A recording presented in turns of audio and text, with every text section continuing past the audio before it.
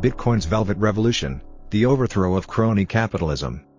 If Karl Marx and Friedrich Engels were somehow transported to the present day and given a newspaper, the apparent lack of class conflict would probably make the revolutionaries think they'd won. They would see a society split on all manner of subjects, from identity politics to the correct COVID-19 strategy, but virtually silent on the eternal struggle between labor and capital, the oppressors and the exploited.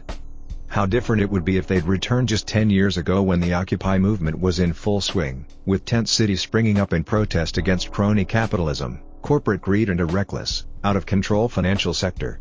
A decade on, the same problems persist, but they've become a barely discernible background hum amid the roiling, raging culture wars. The 1% may sleep easier these days, but any complacency they feel is profoundly misplaced. The rage never actually went away, and as inequality has grown even more pronounced, capitalism's discontents are no longer limited to the left. Crucially, these proto-revolutionaries now have access to the most powerful economic weapon that ordinary citizens have ever had. Related, the world doesn't need banks, policymakers or NGOs, it needs to buy welfare for the rich. Why is revolution brewing? Because people aren't stupid. They see governments spending trillions of dollars on propping up the too big to fail while the poor continue to struggle from paycheck to paycheck. What most don't realize, however, is that governments know that welfare for the rich hits the poor hardest. Indeed, they've known it for the better part of 300 years. First described in the early 18th century, the Cantillon effect describes how money printing makes the rich richer and the poor poorer. When significant amounts of new money are pumped into an economy, the first recipients get to spend the cash before prices have increased. If they're prudent, as the rich tend to be, they'll invest in assets such as real estate, precious metals, art or fine wine. By the time this money trickles down to the poor, if it ever does, it becomes massively devalued by the inflationary effects of printing it in the first place. As prices rise, the rich double their winnings as they see the value of their assets increase, while the poor lose twice as the cost of living soars. You don't have to be a socialist to rage against an economic machine that makes life harder for the poorest in society while rewarding reckless corporate behavior. What's rarely understood, however, is that this isn't a bug of our supposedly capitalist economic system, it's a feature. Related, how can third world countries counter inflation using Bitcoin? Crony capitalism and soft socialism. It's common to blame capitalism for the economic and societal issues the world is facing today. In fact, were Marx alive today, he'd find a lot to love about our financial system, including concepts that come straight out of the Communist Manifesto. For example, Marx's fifth tenet of communism argues for the centralization of credit in the hands of the state, by means of a national bank with state capital and an exclusive monopoly. Sound familiar?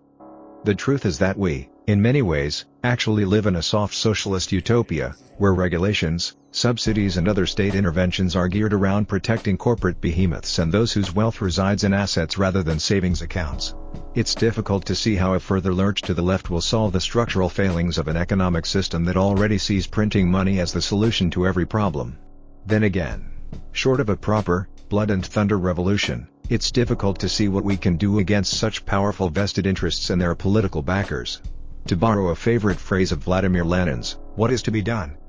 Related, how a crypto-revolution could have saved the Roman Empire.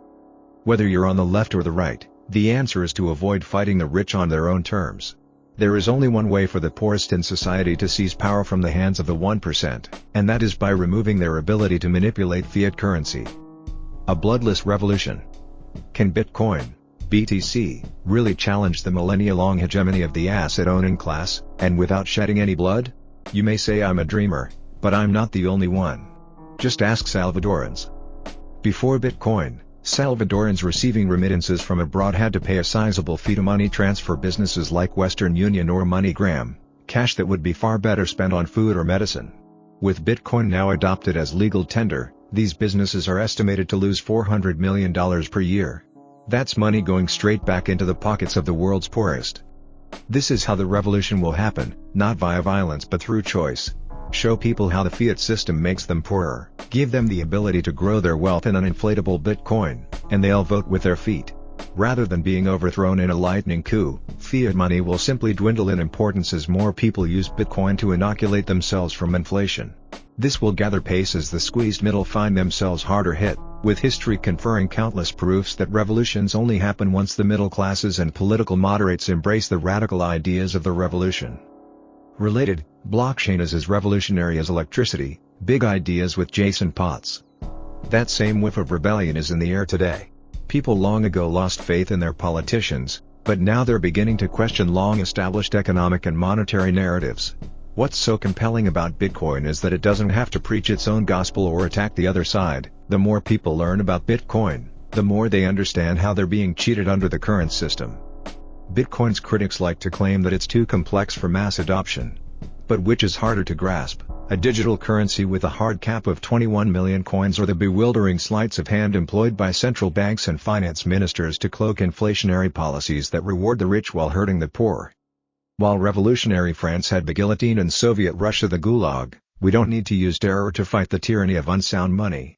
Ours is a truly velvet revolution. Our sole weapon is an alternative currency that cannot be inflated, censored or otherwise manipulated, and the only victims are those who make a killing from a system that hurts everybody else. This article does not contain investment advice or recommendations. Every investment and trading move involves risk, and readers should conduct their own research when making a decision. The views, thoughts and opinions expressed here are the author's alone and do not necessarily reflect or represent the views and opinions of Cointelegraph. Nick Horavsky is a co-founder of Bitcoin Reserve. Nick has been in Bitcoin since 2012 and has worked with wallet and exchange startups in North America, helping to develop and lead their strategic visions. He was also involved with international finance and fund management in Liechtenstein before starting down the brokerage path with Bitcoin Reserve, with the goal of bringing smart Bitcoin buying to the whole of Europe.